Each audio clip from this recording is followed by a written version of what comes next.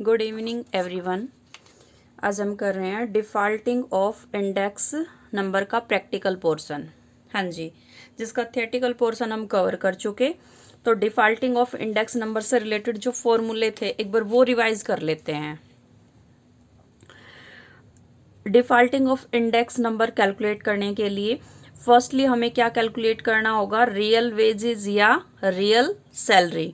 ठीक है, जो किसके इक्वल थी, मनी वेजेज बाय में प्राइस इंडेक्स इनटू 100।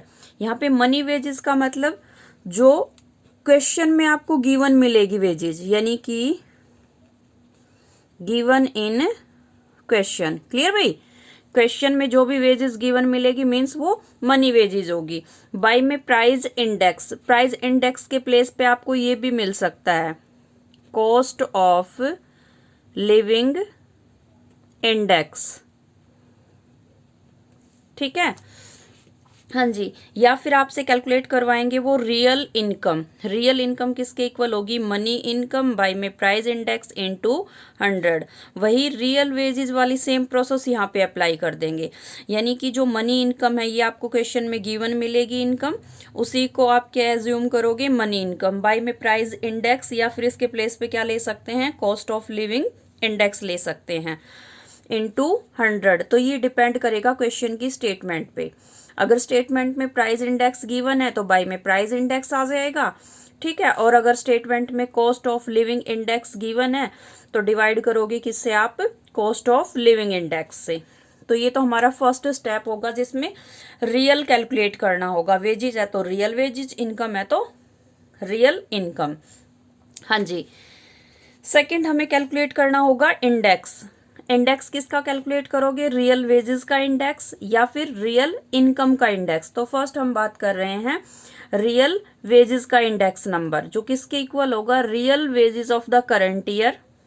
ठीक है, रियल वेज जो हम फर्स्ट स्टेप में कैलकुलेट कर चुके हैं, तो real wages of the current year divide by real wages of the base year. Base year या तो क्वेश्चन में डिफाइन करके देंगे, डिफाइन नहीं कर रखा होगा तो first year as a base year की तरह ट्रीट करेंगे इनटू 100।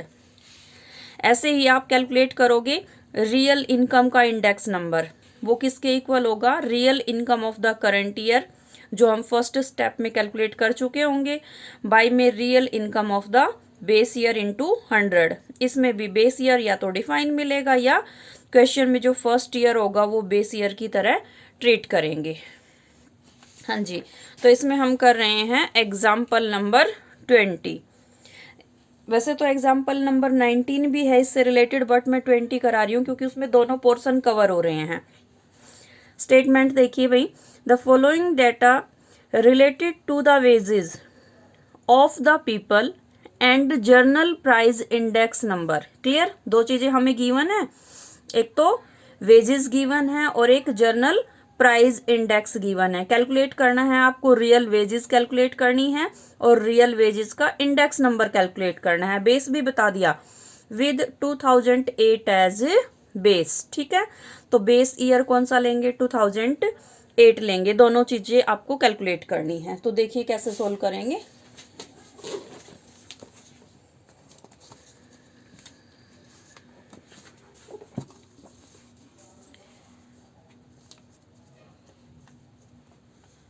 हाँ जी, तो फर्स्ट कॉलम बनाएंगे हम ईयर के लिए। स्टेटमेंट में आप चेक कर लेना, ईयर हमें मिलेगा 2008 से 2014 तक। फिर गिवन था क्वेश्चन में वेजेस। ठीक है, तो जो क्वेश्चन में गिवन है वेजेस उसको क्या नेम देंगे, मनी वेजेस। ठीक है, ये भी गिवन मिलेगा आपको क्वेश्चन में। Next, cost of living index question में गिवन है तो ये हमने पुट कर लिया है एज इट इज। आपको कैलकुलेट करना है रियल वेजेस, तो नेक्स्ट कॉलम बनाओगे रियल वेजेस का। आपको कैलकुलेट करना है रियल वेजेस इंडेक्स नंबर, तो नेक्स्ट कॉलम बनाएंगे रियल वेजेस इंडेक्स नंबर का। ठीक है, तो फर्स्ट हम बात कर रहे हैं रियल वेजेस। रियल वेजेस किसके इक्वल होगी, मनी वेजेस बाय में cost of living index into 100। तो फॉर्मूले के अकॉर्डिंग वैल्यू पुट कर देंगे। मनी वेजेस, मनी वेजेस का ये कॉलम रहा भाई। ठीक है, तो 2008 में मनी वेजेस कितनी है, 800 बाय में cost of living index, cost of living index 2008 में कितना है 100, फॉर्मूले के अकॉर्डिंग मल्टीप्लाई 100, इसको सिंप्लीफाई करेंगे तो ये आ जाएगा हमारे पास 800। ऐसे ही नेक्स्ट कैलकुलेट करोगे मनी वेजेस 819 बाय में cost of living index 105 into 100, simplify कर लेना आप। ऐसे ही नेक्स्ट तो 825 बाय में 110 इंटू 100, हाँ जी। नेक्स्ट 876 बाय में 120 इंटू 100 और नेक्स्ट 920 बाय में 125 इंटू 100। ऐसे ही नेक्स्ट 138 बाय में 140 इंटू 100 और लास्ट 924 बाय में 140 इंटू 100। इन सभी को सिंप्लीफाई आप कर लेना, हाँ जी।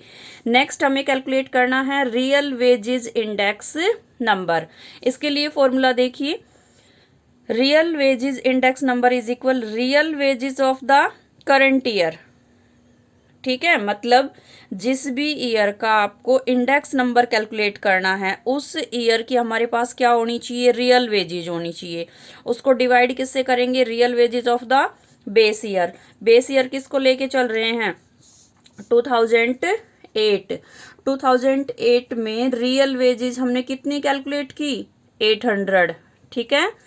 तो ये आप डिफाइन कर लो, real wages of the base year यानी कि 2008 बेस ईयर है और उसमें रियल वेजेस कितनी है 800। तो यहाँ पे ऑलवेज किससे डिवाइड करोगे 800 से, क्लियर। और ये करंट ईयर की रियल वेजेस लेनी है तो ये हर ईयर में अलग रहेगी और मल्टीप्लाई किससे कर देंगे 100 से मल्टीप्लाई कर देंगे।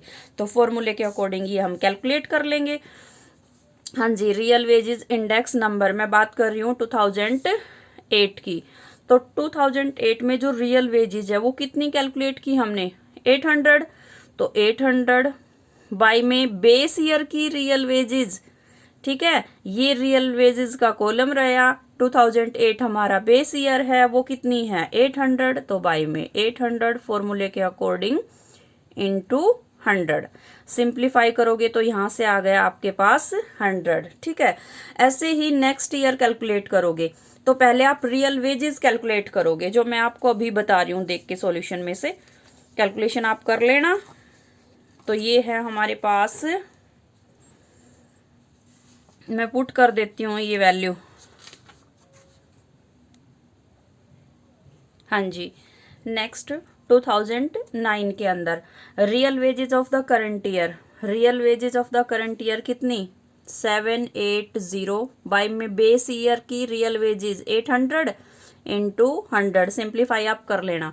ऐसे ही नेक्स्ट यानी कि 2010 में जो रियल वेजेस है वो कितनी है 750, बेस सेम रहेगी ना बेस ईयर की रियल वेजेस, तो इंटू 100, सिंप्लीफाई आप खुद करोगे। ऐसे ही नेक्स्ट ईयर 730 बाय में 800 इंटू 100, नेक्स्ट 736 बाय में 800 इंटू 100, हाँ जी। नेक्स्ट 670 बाय में 800 इंटू 100, नेक्स्ट है 660 बाय में 800 इंटू 100, ठीक है। कैलकुलेशन आप कर लेना, हो जाएगा। तो इन तीनों टॉपिक से रिलेटेड यानी कि शिफ्टिंग, स्प्लाइसिंग और डिफॉल्टिंग से रिलेटेड जो प्रैक्टिकल क्वेश्चन है वो आप कंप्लीट कर लेना, और जो भी आपके डाउट हो वो नेक्स्ट ऑनलाइन क्लास में डिस्कस करेंगे, ठीक है।